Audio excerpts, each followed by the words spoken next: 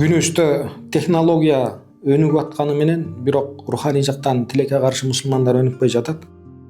Ошого аалымдарыбыздын бири айтат экен, светтик илим менен дин илимин бир канат, бир куштун эки канатындай караганда гана ийгиликке жете алат дейт. Бир гана диний илимди алып, светтик илимден, дүйнөлүк илимден артта кала турган болсо, бир канаттуу куш сыяктуу белгилүү бир жерге чейин эле барат.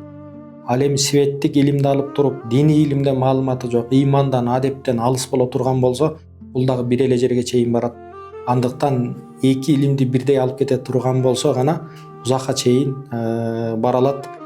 Себеби аалымдарыбыздын бири айтат экен, светтик илим менен, дүйнөлүк илим менен дин илими эч качан бири-бирине каршы келбейт.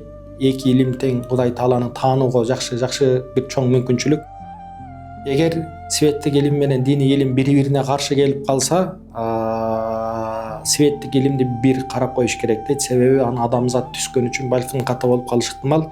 Ал эми дин илими абсолюттук акыйкаттын үстүнө, Алла Таала тарабынан коюлган үчүн ал жерде бир ката кемчилик болбойт деп аалымдарыбыз айтат.